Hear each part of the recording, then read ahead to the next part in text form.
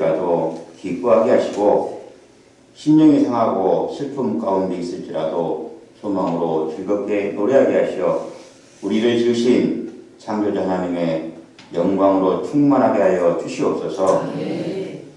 우리 주 예수 그리스도께서 우리와 함께 하심에도 여전히 죄로부터 자유롭지 못한 연약한 영혼들을 긍휼히 여기시어 핍박과 공고 가운데서 평안을 더하여 주시고 좌절과 실패 가운데서 소망으로 일어서게 하여 주시옵소서.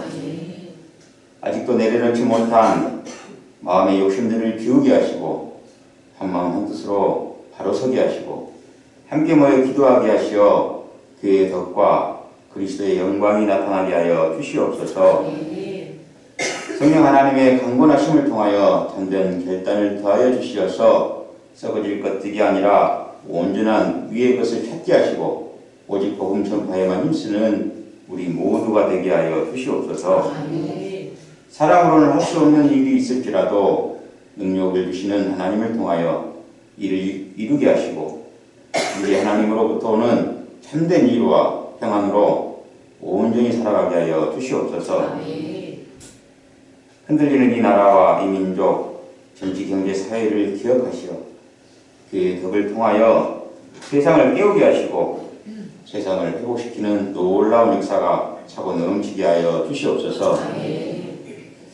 깨어진 하노이 북미 회담으로 인하여 경직된 북미 문제와 남북 문제를 위하여 기도드리오니 주님께서 간섭하시어 전쟁의 위협이 없는 한 민족이 되게 하시고 북녘 땅에도 복음이 전파되어 참으로 주님이 원하시는 평화의 나라가 되게 하여 주시옵소서.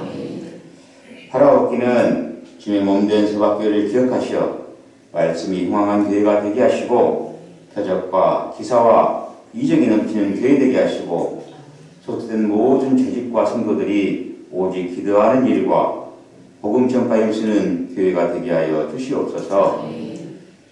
강단에 세우신 담임 목사님을 기억하시어 성령의 기름 부음을 더하여 주시고 말씀의 권세가 넘치게 하시고 하나님의 말씀들이 선포될 때마다 포도성이와 같이 풍성한 열매가 넘치게 하시고 듣는 자마다 위로부터의 복이 넘치게 하여 주시옵소서. 사랑의 아버지 하나님, 만세전부터 예정하신 우리 세바교회를 기억하시어 성령 충만, 능력 충만, 사랑 충만, 말씀 충만한 교회, 작지만 힘이 있는 교회로 인도하여 주시고 소속된 모든 성도들의 가정, 자녀, 기업 위에 평화와 위로가 넘치게 하여 주시옵소서. 오늘도 은혜와 위로가 넘치는 거룩한 성회가 되게 하시고 오늘 드린 예배가 주의 영광으로 충만하게 하시고 주님을 기쁘시게 하는 예배가 되게 하여 주시옵소서.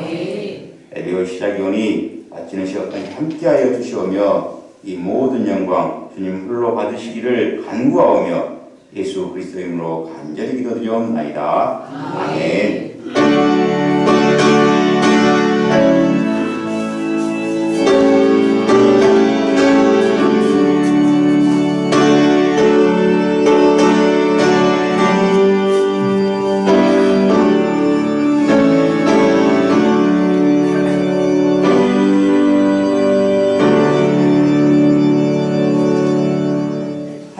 말씀은 로마서 8장 17절로 25절 말씀을 교독하시겠습니다.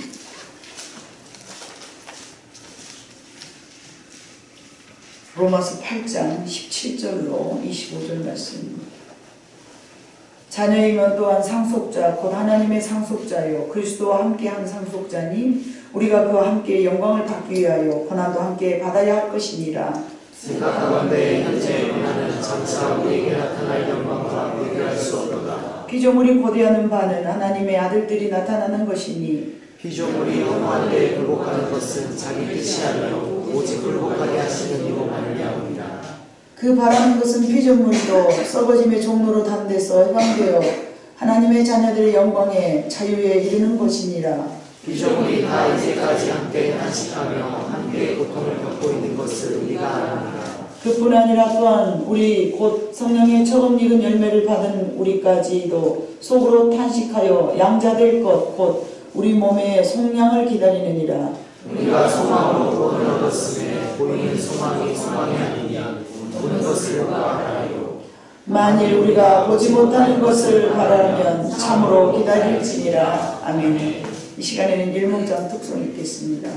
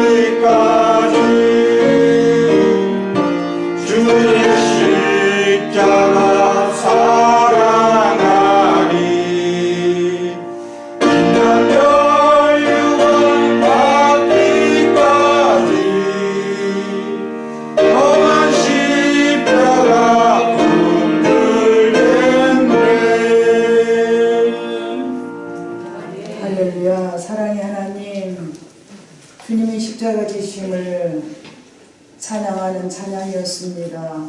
험한 십자가를 짊어지시고 불평하지 아니하시며 낙담하지 아니하시며 원망하지 아니하시며 아버지 하나님 앞에 순종하며 나갔던 주님의 삶을 뒤돌아보면서 하나님 이 시간도 하나님의 말씀에 순종하고 힘들고 어려운 것 왜 이런 고난이 있는가, 우리 인생을 살아가면서 말씀을 붙잡고 힘있게 살아갈 수 있는 모든 성도들의 삶이 되기 위하여 드려지는 찬양이었사오니 주님 받아주시옵시고 우리로 하여금 아버지 하나님의 말씀이 되게 하여 주시옵시고 이곳에 성령의 역사만 충만할 수 있어서 고난당하신 예수 그리스도를 다시 한번 떠올리면서 우리의 삶으로 아버지 하나님에 적용시킬 수 있는 지혜로운 성도들이 되게 하여 주시옵소서.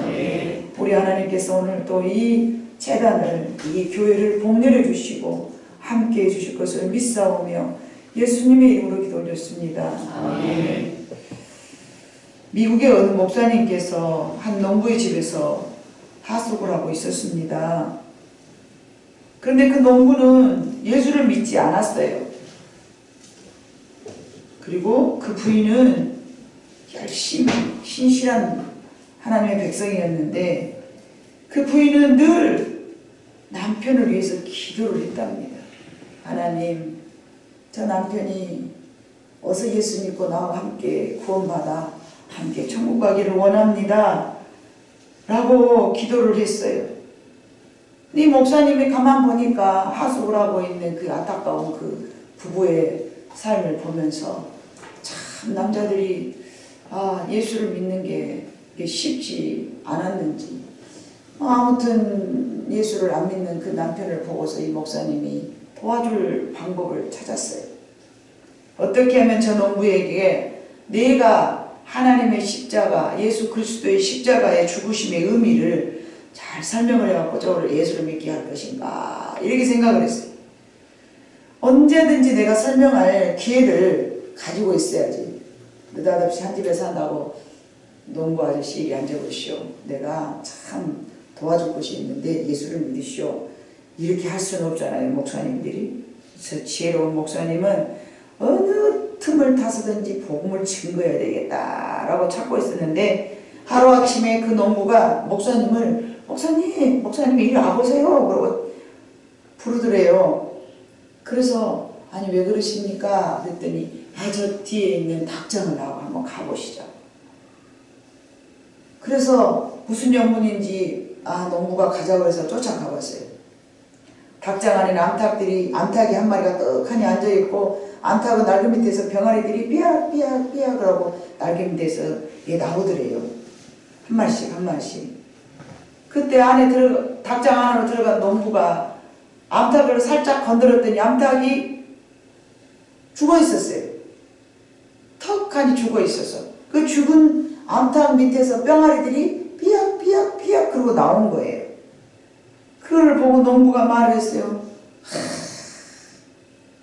목사님, 저 닭 머리를 좀 봐보세요. 저 머리에 저 상처를 보십시오. 글쎄 간밤에 쪽집이란 놈이 그 몸에서 그 피를 다 빨아먹었는데도 글쎄 이 놈이 제 새끼들을 지킨다고 잡아먹을까봐 꼼짝하지 않고 그대로 죽었지 무엇입니까? 아이고 이 멍청한 놈. 제 새끼 살리려한다고 지가 이렇게 죽다니. 그러면서 안타까워서 혀를 껄껄 차는 그 상황에 목사님이 잘 됐다 그러고 저것이 바로 그리스도의 십자가와 같습니다. 주님은 우리를 위하여서 몸 버려 피 흘려 죽어주셨고 우리는 그분의 죽으심 때문에 이렇게 영원히 사는 것이랍니다. 주님은 십자가에서 그 고통을 다 그래서 참으셨답니다.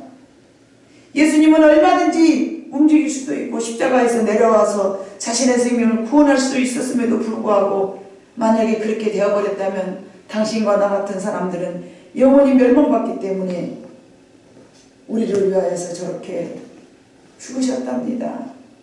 농부는 그 암탉이 죽은 것과 잘 절묘하게 절충이 돼서 이게 이제 그 말이 마음속에 깊은 이해가 됐던 것. 그래서 그 농부는 그 뜻을 깨닫고 즉시 내가 예수를 믿어야 되겠구나. 그리고 그 주님을 나의 구주로 영접해야 되겠다. 그러면서 구주로 모셔드렸다고 합니다. 여러분, 예수님은 이 땅에 우리를 위하여서 십자가에 죽어주시려고 오셨습니다. 멸망당해서 죽을 수밖에 없는 우리 죄인들을 위하여서 죽어주시러 이 땅에 피를 흘리러 십자가에 지러 오셨습니다. 근데 우리는 그것으로 만족하지 않죠. 그것으로 만족하지 않고 예수를 믿는 우리에게는 구원받은 것은 너무나 당연한 일이고 혹 신앙생활 하다가 어려운 일을 당하면은 왜 내가 이런 어려운 일을 당해야 될 것인가 그러면서 고난을 대하는 태도에 있어서 하나님 앞에 감사함으로 예배드리지 못하고 감사함으로 삶을 살아드리지 못하고 찬양하면서 하나님 앞에 살지 못한 우리들의 모습을 우리는 뒤돌아볼 때에 여러분들의 마음속에 그냥 쉽게 스쳐 지나갈 줄로 믿습니다. 예수 믿는 우리는 왜 고난을 감사한 마음으로 대하지 못할까요? 예수 믿는 우리는 왜 고난을 꼭 하나님이 당하도록 사랑하신다면서 내버려 두실까요? 참 이치에 맞지 않지만 오늘 고난당하신 예수 그리스도의 십자가를 생각하면서 저와 여러분이 오늘 이 말씀을 가지고, 본문의 말씀을 가지고 또 한 번 하나님의 섭리와 계획을 여러분과 제가 은혜를 나누고자 합니다. 성경 속에서도 하나님과 함께 살았던 모든 위인들이 고난을 당한 것을 우리는 알 수가 있습니다. 우리는 고난이 임하면 어떻게든 그 고난이 내게서 피해서 떠나가기를 원하고, 왜 이 고난을 하나님께서 내한테 길게 주셨는가 그러면서 고난 당하는 것을 흡족하게 마땅하게 감사하게 여기지 않습니다. 자, 여러분, 신앙은 두 종류가 있는데요. 첫 번째, 고난을 당했을 때에 무서워서 벌벌 떠는 성도, 고난을 당할까봐 아무것도 못해. 고난을 피하기 위해서 이 고난 때문에 내가 살 수가 없어. 고난 너 정말 싫어. 고난 너 뭐하러 또 나한테 왔어. 하나님, 이 고난이 왜 나한테 또 온 거예요? 지긋지긋한 이 고난 나한테서 좀 벗어질 수 없을까요? 정말 싫어. 고난 나 정말 싫어. 여러분, 오늘 꽃꽂이가 고난을 상징하는 꽃꽂이가 제가 연출을 해봤는데 고난이 느껴지십니까? 네. 예수님이 걸어가셨던 그 발자취가요, 마치 가시밭길을 걸어가는 예수님 인생을 이렇게 한번 그려 만들어 봤습니다. 고난을 예수님은 당연하게 여기시고 그 목적을 분명히 알으셨기 때문에 내가 이 땅에 온 이후 나는 멸망받을 하나님의 백성들을 구원시키려고 내가 이 땅에 왔다. 그 내가 살아야 될 이유, 내가 이 땅에서 어떤 목적으로 살아야 될 이유를 분명히 아셨기 때문에 고난당함을 괴로워하지 아니하시고 불평하지 아니하시고 순종하는 삶으로 살으신 줄로 믿습니다. 그리고 두 번째 인생은요, 예수님처럼 고난을 수용하며 장차올 영광을 비교하면서 잘 견뎌내는 신앙인이 있습니다. 이 두 부류의 인생이 고난을 당할 때 그들은 어떻게 살아갈까요? 고난을 당한 우리는 또 어떻게 살아가야 할까요? 여러분은 1번인가요? 2번인가요? 고난 보기만 해도 지긋지긋해. 이 고난 나 그냥 보기도 싫어하죠. 이 고난이 왜 나한테 와? 1번입니까? 아니면 나는 주님처럼 내가 살아갈 이유를 분명히 알기 때문에 고난 당하면 장차올 영광과 좋게 비교할 수 없으니 내가 이까지 고난쯤이야. 주님 가시는 그 가시밭길 나도 걸어가리 라고 여러분 2번으로 선택하실까요? 1번으로 선택하실까요? 마음은 2번으로 가고 싶은데 삶은 늘 자꾸 1번으로 가버리십니까?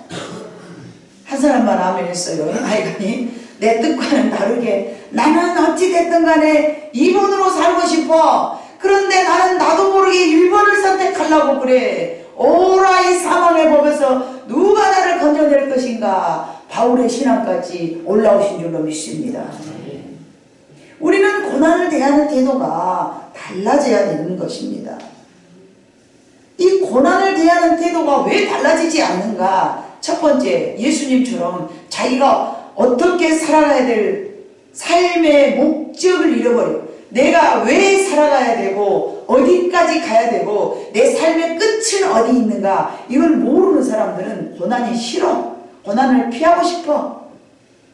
이 세상에서 즐기고 마시고 희락하고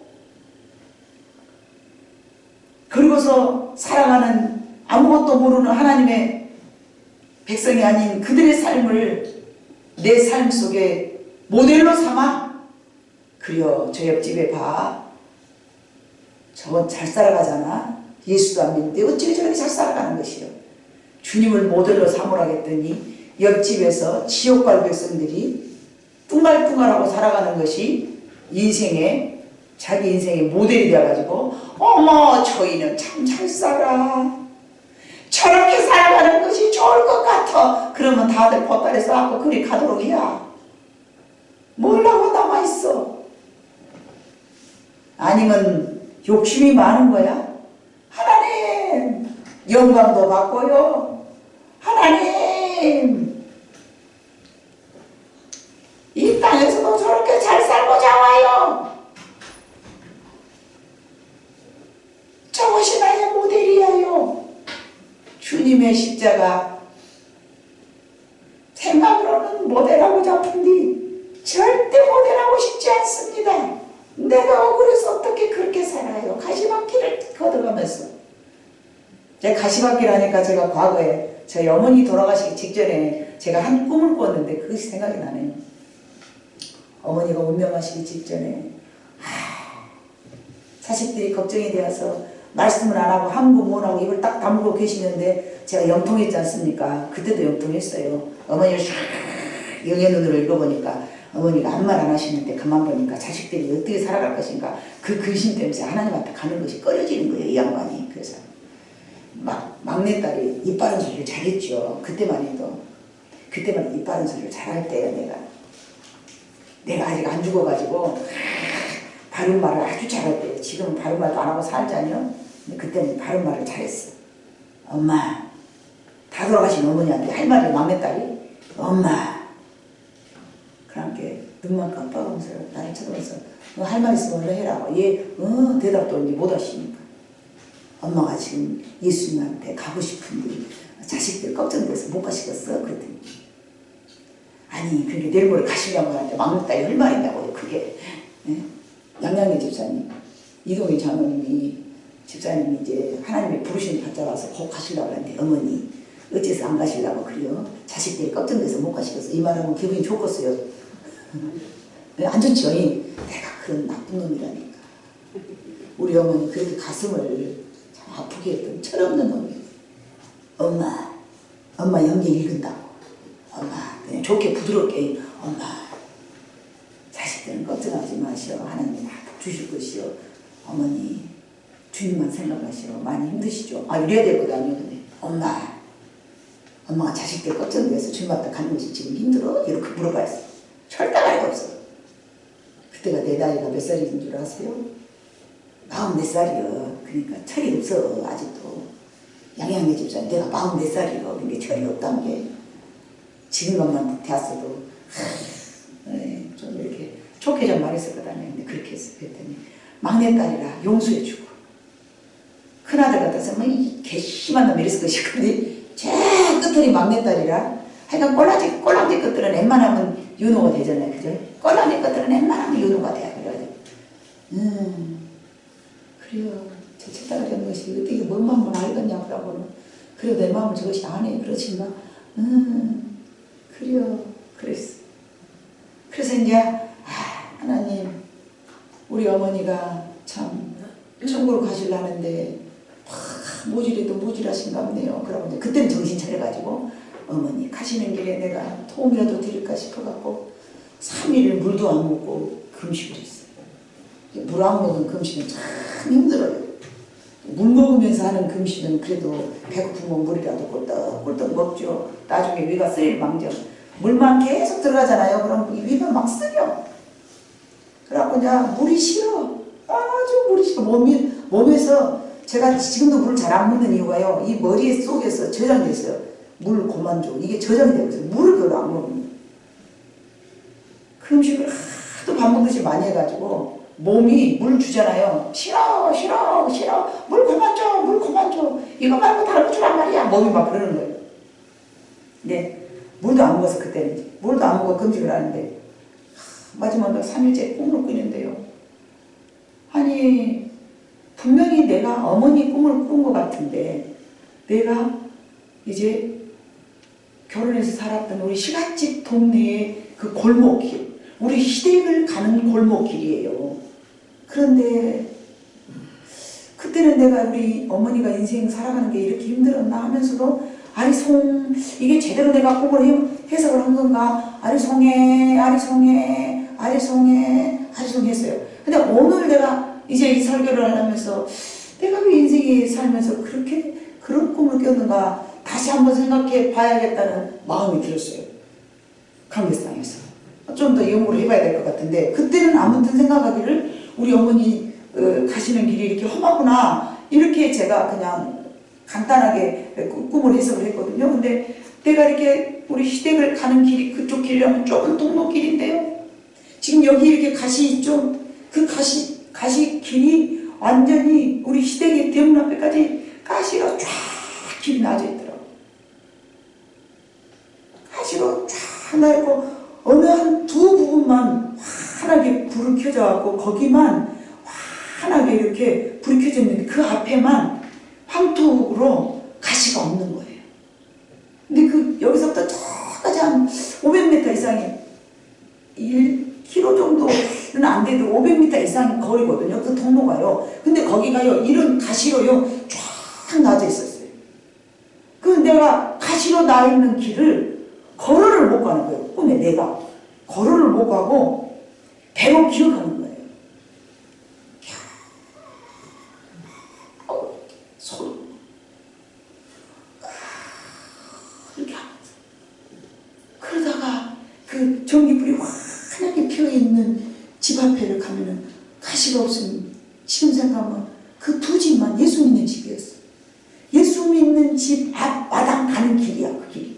그리고 나머지는 예수를 안 믿는 사람들의 그 집 대문 앞 길이야. 거기는 막 가시가 막 그렇게 돼 있는데 거기를 제가 걸어를 못 가고 겨우 이렇게 얼마나 힘들게 잡아당기면서 그 길을 걸어갔는지 모르겠어요. 꿈속에서 헤매고 꿈이라 막 배가 가시가 쑤시고 그랬어도 아프고 그런 통증은 못 느꼈는데 아무튼 고통스럽다 이런 것만 엄청 크게 느꼈어요. 그러면서 우리 어머니가 운명하시는 길이 이렇게 힘들구나. 근데 왜 꼴보기 우리 시대 꼴보기였을까? 그러면서 의아해하면서 그 꿈을 꿨었거든요. 우리는 이렇게 인생이 살아가면서 내 어머니의 인생이 이렇게 고난스러운 인생이었는가 보다 생각하니까 그 말이 맞는 것 같았어요. 그것이 어떤 의미였는지 아까도 말씀드린 것처럼 다시 내가 해석을 해봐야 되겠지만 우리 인생 여러분 살아오는 게 우리 양양래 집사님, 우리 임종호 집사님, 정순례 집사님은 인생을 많이 살아오셨기 때문에 아마 제가 이런 얘기할 때 이해가 되실 거예요. 그래 내 인생 살아온 길 뒤돌아보니 가시밭길 같았다. 이렇게 이해가 되실 것 같아요. 물론 여기 앉아있는 다른 성도님들도 맞아요 목사님 내가 그렇게까지 살진 않았지만 내 인생도 뒤돌아보니 참 가시밭길을 걸어온 것 같은 그런 느낌이 들어요. 제 인생은 왜 뒤돌아보면 이렇게 험한 인생이었을까요? 여러분 고난당하고 있는 성도의 모습을 누가 제일 즐거워할까요? 사탄이 즐거워할 것 같아요. 고난당하고 있는 인생의 모습을 바라보면서 사탄이 얼마나 즐거워할지 몰라요. 바울이 옥중에 갇혀 있으면서 자신의 제자인 디모데에게 디모데후서 1장 8절을 봐봅니다. 자, 그러므로 너는 내가 우리 주를 증언함과 또는 주를 위하여 갇힌 자 된 나를 부끄러워하지 말고 오직 하나님의 능력을 따라 복음과 함께 고난을 받으라 그랬어요. 누가? 바울은 디모데를 엄청 사랑했어요. 엄청 사랑했는데 사랑하는 제자에게 디모데야 옥중에 갇혀 있으면서 말씀을 하는 거예요. 디모데야 나는 지금 갇힌 자 되었다. 근데 내가 옥중에 갇혀 있지만 부끄러워하지 말으라. 네가 나의 삶을 바라보면서 부끄러워하지 말아라. 오직 하나님의 능력을 따라서 복음과 함께 고난을 너도 받아라. 나도 고난을 당하고 있지만 너도 고난을 받아야 되느니라. 여러분 사랑하는 스승이 제자에게 너도 고난을 당해라. 이게 여러분 듣기 좋은 말은 아니지 않습니까 여러분? 그런 말을 서슴지 않고 바울이 저렇게 했다는 이유가 뭘까요? 바울은 고난에 대해서 오늘 본문을 봐보니까 너무 잘 이해를 하고 있었던 거예요. 어떻게 이해를 한 거예요? 여러분? 어떻게 이해를 한 거예요? 네? 몇 절에 있어요? 장차 받을 영광과 좋기 비교할 수 없다.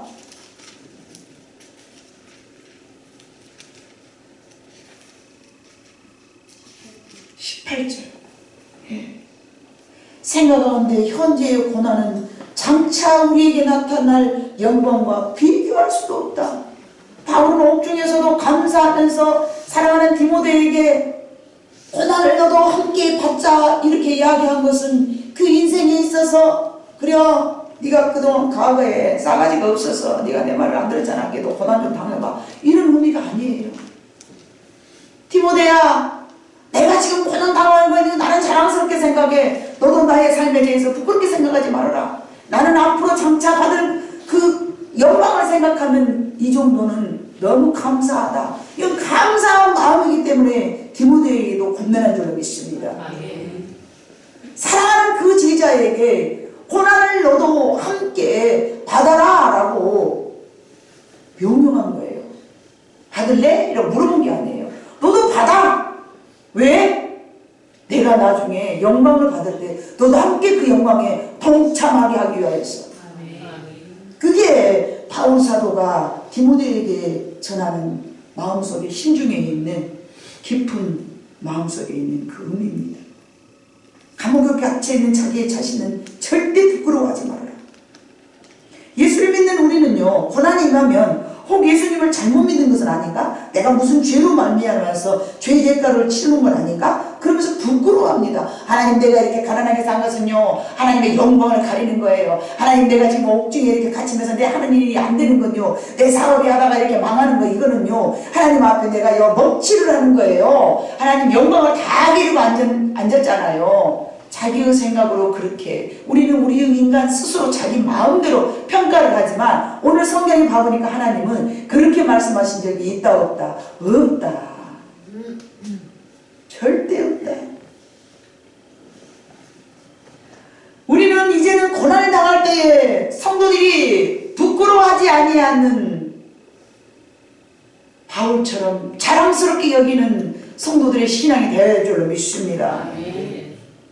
이 고난을 어떤 시각으로 바라보느냐에 따라서 내가 첫 번째 1번인가 2번인가 제가 물었잖아요. 1번인가 2번인가 이러면 생각이 안 난가요? 1번은 왜 내가 고난을 받아? 나 고난 너무너무 싫어. 저리가. 2번은 그래요. 주님 따라가는 이 길, 내가 살아가는 거 이젠 죽어도 주를 위해서 살아도 주를 위해서 주님 닮아가는 삶인데 어찌 제가 영광만 받으려 합니까? 하나님의 고난도 함께 당하는 것은 너무나 마땅합니다. 이게 2번이었어요. 그렇기 때문에 그런 눈으로 바라보는 사람이라면 나의 고난도 불평하지 않겠지만 다른 사람의 고난도 감사함으로 영광에 참여했다라고 함께 즐거워할 줄로 믿습니다. 고난을 대하는 태도를 우리는 달리 생각해야 될 것 같습니다. 바울은 빌립보서 1장 12절로 14절에 봐보니까 같이 있습니다. 형제들아, 내가 당한 일이 도리어 복음 전파의 진전이 된 줄을 너희가 알기를 원하노라. 이러므로 나의 매임이 그리스도 안에서 모든 시위대 안과 그 밖의 모든 사람에게 나타났으니 형제 중 다가수가 매임으로 말미암아 주 안에서 신뢰함으로 겁없이 하나님의 말씀을 더욱 담대히 전하게 되었느냐. 저게 무슨 말씀이냐. 이제 바울은 그 모함을 받아서 복음을 증거하는 이런 나쁜 유대인의 개수 중에 개수라고 잡아서 그 로마의 법정 안에다 꼴켜놨어요. 그런데 거기서도 복음, 바울이 나쁜 놈이야? 그러면서 막 사람들이 엄청 몰려들었어. 바울은 그거를 기회를 삼아버려. 잘 됐다. 1명 모이는 것보다 10명 모이는 거 좋아. 10명 모이는 것보다 100명 모이는 거 더 좋아. 100명 모인 것보다 500명 모인 거 더 좋아. 아싸! 복음 전할 수 있는 아주 좋은 기회야. 이러면서 복음을 증거하네. 목숨을 바쳤다는 거예요. 지금 그 말씀입니다. 저게. 형제 중 많은 수가 매임으로 말미암아 주 안에서 신뢰함으로 나가 비록 이렇게 감옥에 감옥에 들어가기 직전에 전 재판을 받고 있는 상황 속에서라도 내가 어떠한 상황 속에서라도 복음을 증거한다면 나는 그걸로 만족한다. 지금 그러는 거예요.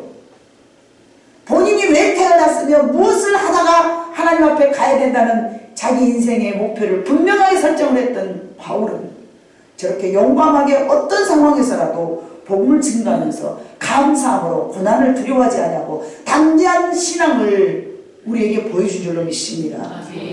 본문의 말씀에 사도 바울은 고난 당함을 말했어요. 17절에 자녀이면 또한 상속자, 곧 하나님의 상속자예요. 그리스도와 함께 한 상속자니 우리가 그와 함께 영광을 받기 위하여 고난도 함께 받아야 될 것입니다.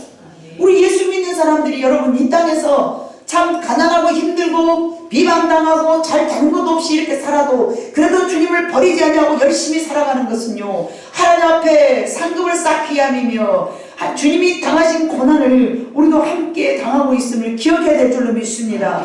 그래야만이 주님이 받으신 그 영광이 저와 여러분의 것이 될 줄로 믿습니다. 얼마나 감사한 일입니까? 비록 가시밭길이었고 비록 힘들고 지쳐버리고 조롱당하고 사람들에게 흠모할 만한 아름다운 우리 삶이 아니다 할지라도 예수 그리스도로 말미암아 우리는 영광에 참여할 수 있는 자격을 갖춘 줄로 믿습니다. 외롭다고 병들었다고 가난하다고 내가 하는 일마다 되지 않은 것을 우리는 불평하고 부끄러워하고 원망하고 괴로워했지만 주님이 당하신 그 고난에 비하면 우리는 아무것도 아닌 줄로 믿습니다. 뿐만 아니라 주님이 받으신 영광까지라도 우리가 함께 누릴 것을 생각한다면, 함께 누릴 것을 여러분이 소망한다면 기뻐해야 될 줄로 믿습니다. 그래서 우리가 본문으로 삼았던 말씀 24절과 25절 봐보니까 우리가 소망으로 구원을 얻었음에 보이는 소망이 소망이 아니니라 보는 것을 누가 바라리요? 만일 우리가 보지 못하는 것을 바라면 참으로 기다릴지니라. 아멘. 보지 못한 것들을 바라보면서 믿는 것이 믿음인 줄로 믿습니다. 예수 그리스도를 믿는 자에게 고난당함은 이상히 여기지 않기를 원합니다. 하나님의 후사이면 곧 그리스도와 함께 한 후사이니 우리는 그와 함께 영광을 받기 위하여 고난도 함께 받음을 기억하시기를 바랍니다. 시편 119편 67절을 한번 보겠습니다. 고난 당하기 전에는 내가 그릇 행하였더니 이제는 주의 말씀을 지키나이다. 또 71절을 한번 봐봅니다. 고난 당한 것이 내게 유익이라 이로 말미암아 내가 주의 율례들을 배우게 되었나이다. 아멘. 인생에게 있어서 우리에게 고난이 당했을 때 고난이 당시는 참으로 안타까웠고 고통스러운 일이지만 시편 기자는 저렇게 말하였습니다. 고난 당할 때는 내가 그릇 행하였다가 고난을 받고 난 이후로 내가 이렇게 하나님의 말씀을 지킨다라고 고백하였습니다. 그러므로 고난 당하면 내게 유익이라고 하고 있습니다. 고난이 죄로 인하여서 오는 고난도 분명히 있겠지만은 고난은 죄로 인하여서 오겠지만 그러나 그 죄로 말미암아서 오는 고난이다 할지라도 고난을 당하고 난 이후에는 저렇게 하나님의 말씀을 지키는 사람으로 변화되었다라고 시편 기자는 이야기하고 있습니다. 그래서 고난이 죄로 인해서 오는 것도 있겠지만 선한 일 하다가도 오고 애매하게 이유도 모르게 바울처럼 당하기도 하고 또는 고난을 하나님께서 우리를 유익하게 하려고 주셨기 때문에 그러므로 바울은 골로새서 1장 24절에 그렇게 말씀하였습니다. 나는 이제 너희를 위하여 받는 괴로움을 기뻐하고 그리스도의 남은 고난을 그의 몸된 교회를 위하여 내 육체에 채우노라. 그리스도의 몸된 교회를 세우기 위해서 마지막 내 인생을 고난으로 채워가겠다라고 고백하였습니다. 얼마나 여러분 멋진 신앙의 고백입니까? 베드로전서 4장 12절로 14절에도 그렇게 말씀하였습니다. 같이 읽습니다. 사랑하는 자들아 너희를 연단하고 오는 불시험을 이상한 일 당하는 것 같이 이상히 여기지 말고 오히려 너희가 그리스도의 고난에 참여하는 것으로 즐거워하라. 이는 그의 영광을 나타내실 때에 너희로 즐거워하고 기뻐하게 하려 함이라. 너희가 그리스도의 이름으로 치욕을 당하면 복 있는 자로다. 영광의 영 곧 하나님의 영이 너희 위에 계심이라. 아멘. 여러분 예수 믿는다고 고난당하셨습니까? 예수 믿는다고 조롱당하셨습니까? 예수 믿는 사람들이라고 소외당한 적 있습니까? 예수 믿는 사람들이라고 덕을 끼쳐야 되는데 저런 모양으로 살아간다라고 내 스스로가 나를 자책한 적이 있습니까? 아닙니다. 여러분의 심령 속에 하나님의 영이 모셔드려져 있기 때문에 많은 세상 사람들로부터 비난을 당하는 것입니다. 예수님이 그런 말씀도 하셨습니다. 세상이 너희를 사랑하지 않더냐. 세상은 나도 사랑하지 않았기 때문에 너희를 사랑하지 않은 것은 당연한 것이란다. 아멘. 세상은 주님을 사랑하지 않았습니다. 그를 패망했습니다. 그를 죽였습니다. 우리 안에 예수 그리스도의 영이 있기 때문에 우리를 비난하는 것입니다. 우리 안에 그리스도의 흔적이 있기 때문에 세상이 우리를 사랑하지 않는 것입니다.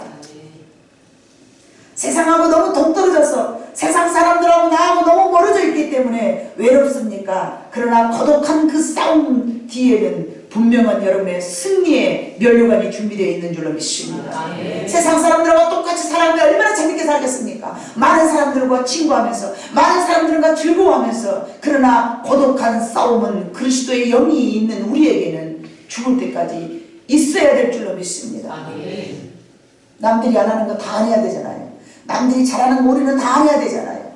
어렸을 때부터 얘들아 너희들 컴퓨터 게임 안 하고 열심히 성경 볼 때에 왠지 내가 다른 사람한테 뒤진 마음, 쟤들은 저렇게 열심히 좋게 행복하게 살았는데 우리는 이게 뭐하는 짓길이냐, 아마 그런 생각을 우리 중학생들이 할 수도 있어요. 여기 앉아있는 청년들, 지금 좌우좌우를 하고 있는 두 청년들, 왜 내가 여기 있어야 되는 거요? 그게 내가 왜 여기 앉아서 이렇게 있어야 되는 거요? 왜 여기 앉아 있어야 되는 거요? 영광의 자리에 참여하기 위하여. 아멘. 이 세상 살아가는 것이 다가 아니에요. 세상 사람들하고 똑같이 살아갈 때 저 지옥 아랫목에서 우글거리는 불끝, 거기 가지 않으려니까. 목사님 그럼 거기 안 가는 다른 교회 다니는 사람도 대강 다니던데요. 우리 교회는 벨라 그런 것만을 막 하라고 그래요. 유별난 상급 받을란게. 목사님 욕심이 많아서 이 땅에서도 찌질하게 살았는데 천국 가서도 찌질하게 살아? 안 그러고 싶어서. 아멘. 이 땅에 살아가는 거 삐까뻔쩍하고 살아봐야 100년이면 끝나요. 그러나 영원한 곳에서 5,000년, 1억만 년 동안 여러분 행복을 누리면서 살 걸 생각해봐요. 이 땅에서 100년 동안 고생하고 사는 거 100번 낫잖아요. 여러분 우리는 계산을 잘하니까 여러분 한번 계산을 해봐. 현식아 너도 계산을 한번 해봐. 되거나 마스크를 써서 그래. 야 억만 년 동안 수억만 년 동안 잘 살래? 100년 동안 조금 잘 살래? 수억만 년 동안 잘 살아야겠지 찬우야. 아멘이지. 네가 똑똑해. 아주 산수를 잘하고 있어. 계산이 벌써 저렇게 나와버렸잖아. 계산을 잘해야 돼. 우리는 자 계산을 잘해요. 가만히 계산해보니까 100년 동안 기가 막히게 잘 산 것보다 이 땅에서는 찌질하게 살아도 고난당하고 살아도 주님의 욕먹고 살고 내 마음대로 안 되고 살아도 내가 영원한 곳에서 억만 년 동안 아주 그냥 부귀영화 누리면서 주님과 삐까뻔쩍하면서 천사가 나 수종 들어주는 나 그런 사람 살 것이요. 그러니까 이 땅에서 좀 힘들어도 그냥 주여 막 생긴다니까. 막 가시도 생겨버려. 막 목구멍도 넓은 감이요. 그냥 더욱더 생겨버리고 막 가시도 생겨버리고. 여러분 우리는 하여간 위대한 여인이 돼야 돼. 잘 소화시켜버려. 뭐든지 배설물로 여겨버리고. 무엇이 배설물로 안 여겨졌으면 꾸역꾸역 반드시 이렇게 기어 나오더라고. 근데 배설물로 여기면요 가시가 됐든 독이 됐든 다 응가로 나와. 응가로. 그죠? 근데 얘가 차곡차곡 배설물이 안 된 걸, 목사님 배설물로 안 된 걸 어떻게 알아요? 언제라도 눌러놨다 바깥으로 기 나오면서 배설물이 안 된 거예요. 응? 고려 3점 처리, 아주 10년, 20년 전 처리가 여러분 기억나잖아. 그럼 배설물 안 나와서 배설물로 안 된 거야. 그러니까 다 지우시기를 바래. 나부터. 특히 여자들이 이건 잘해야 돼. 배설물로 여기라 했더니 아주 그냥 죽어도 소화를 못 시키고 꾸역꾸역 여기다 정해놨다가 어느 날 어느 시에 아주 무슨 상황이 생기면 어떻게 그렇게 잘도 끄집어내갖고 적용을 시켜버린지 몰라. 맞죠? 회개합시다. 주님은 고난당함에 계시면서 절대로 불평하지 않았어. 원망도 하지 않았어. 내가 왜 이렇게 고통을 당해야 돼? 말씀도 안 하셨어. 그게 누구 죄 때문이요? 주님의 죄가 아니었잖아요. 우리들의 죄였잖아요. 근데 우리는 우리의 죄 때문에 그러잖아요. 예? 그래서 우리는 이런 고난을 받아들일 때 이것이 주님을 위한 고난인가 아니면 나의 죄에 대한 고난인가 영적 분별함이 여러분들이 있어야 될 줄로 믿습니다. 그리고 현재 고난을 해석할 영적 지식을 여러분들이 갖춰야 될 줄로 믿습니다. 가만있어 봐. 이게 왜 나한테 이렇게 있지? 이거 뭘까? 하나님 왜 이렇게 하라고 그러는가? 아니면 나한테 상 주시려고 그러는가? 여러분 먼저 개선을 해 주시기 바랍니다. 로마서 8장 우리가 읽었죠. 18절 보니까 생각하건대 현재의 고난은 장차 우리에게 나타날 영광과 비교할 수 없다. 생각하건대 이건 뭐예요? 계산해 보건대 그 말이에요. 생각하건대 로기 조마이 좋을질하다 달아보다 생각해 보건대 가만히 있어봐. 바울이 생각을 해봤어. 고통을 당하니까 가만히 있어봐. 내가 여기서 이 땅에 살면서 100년 고생한 것이 낫을까? 수억만 년 행복에 사는 게 낫을까? 이렇게 계산해봤다 그 말이에요. 생각하건대 현재의 고난은 장차 우리에게 나타날 영광과 비교할 수 없네? 알았어. 그럼 여기까지 넘어가지 뭐 하면서 바울이 넘어갔다는 거예요. 무엇이 더 유익인가? 어떤 것이 나한테 더 이익인가? 계산해봤어. 그리고 17절 함께 자녀이면 또한 상속자 곧 하나님의 상속자요 그리스도와 함께 한 상속자니 그와 함께 영광을 받게 하여 그와 함께 고난 함께를 3번 했잖아요. 함께 주님의 영광을 받기 위한 우리는 함께 고난도 받아야 된다라고 당연하게 여기라고 말씀하셨습니다. 지금 고통 가운데서 주님이 주시는 함께 하심의 신비를 여러분들이 체험해야 될 줄 믿습니다. 주님이 십자가의 고통을 당하시면서 고통도 당하셨지만 하나님이 함께 하시는 신비로움을 체험하셨어요. 여러분 고통 가운데서 하나님 만나지 않습니까? 맞습니다. 고통 가운데 있을 때 우리가 하나님의 살아계심을 맛본 줄로 믿습니다. 주님이 운명하시고 죽으시고 고통을 당하셨기 때문에 부활의 영광을 맛보셨잖아요. 저와 여러분이 인간들 삶 속에 살아가면서 고통 가운데 있을 때에 주님이 부활하셨던 것처럼 우리도 주님과 함께 고난을 당하고자 하는 마음속에 그 고통을 이기고 났을 때에 큰 하나님의 살아계심을 맛보면서 우리가 신앙이 점점 성장하고 또 성숙한 줄로 믿습니다. 여러분이 그 고통을 딛고서 하나님을 바라봤기 때문에 오늘 여기 이르기까지 신앙이 성장했다는 것입니다. 앞으로도 내가 고난을 당한다 할지라도 그 고통 속에서 하나님을 바라보고 좋게 받을 그 영광과 비교할 수 없음을 여러분들이 바라볼 때에 더 많은 어떤 환난 속에서도 좀 더 멋있는 여러분들의 모습이 될 줄로 믿습니다. 그래서 다시 한번 여러분 고난을 재해석하는 영적 분별함을 여러분이 갖추고 살아갈 때에 A. 고난이 무서워서 벌벌 떨 것인가? B. 아니면 장차 올 영광과 비교하면서 고난을 수용하고 살 것인가? 여러분이 오늘 결정하시기를 바랍니다. 바울은 고난을 조금 더 부끄럽게 여기지도 부담스럽게 여기지도 않았습니다. 예수님을 믿는 우리는 예수님의 흔적을 우리의 몸에 지니는 예수의 삶의 발자취를 분명히 우리에게도 나타납니다. 고난이 있을 때 우리의 태도가 우리는 달라져야 될 것입니다. 예수님의 고난, 우리 모든 인류를 살리시려고 고난을 당하셨습니다. 여러분 마지막으로 전도서 7장 14절을 보겠습니다. 같이 있습니다. 시작. 형통한 날에는 기뻐하고 공고한 날에는 되돌아보아라. 이 두 가지를 하나님이 병행하게 하사 사람이 그의 장래를 능히 헤아려 알지 못하게 하셨느니라. 아멘. 믿음이 성숙한 사람은 언제나 무슨 일이 있을 때 저렇게 기도해야 될 줄로 믿습니다. 형통한 날에는 기뻐하고 즐거워하고 공고한 날에는 자기 자신을 뒤돌아보면서 하나님께서 왜 나한테 이런 것들을 허락하셨는가, 이런 것들을 여러분들이 생각해 보시는 그런 여러분들이 되시기를 바랍니다. 믿음이 성숙한 사람은 하나님께 엎드려 기도할 것이고 믿음이 연약한 사람은 더욱더 하나님의 말씀으로 살아가고자 원하는 마음을 가져야 될 줄로 믿습니다. 왜 이런 일이 생겼는가 그러면서 억울하고 힘들어도 앞으로 영광을 받게 하기 위해서 주님이 당하시는 그 십자가의 고통을 내 삶 속에 머물게 하셨구나, 이렇게 생각한다면 여러분들의 삶이 그렇게 나쁘지만은 않을 것입니다. 그래서 당연한 일로 받아들일 때에 여러분이 주님의 영광에 동참하고 참여할 수 있는 그런 축복의 삶이 앞으로도 쭉 이어질 줄로 믿습니다. 기도하시겠습니다. 사랑 많으신 아버지 하나님, 참으로 감사합니다. 지금 생각해 보니까 그래요. 여러 가지 어려운 가운데서도 뒤돌아보니 하나님께서 내 믿음을 성장하게 하셨고 그 어려운 상황 속을 뒤집어 보면서 나는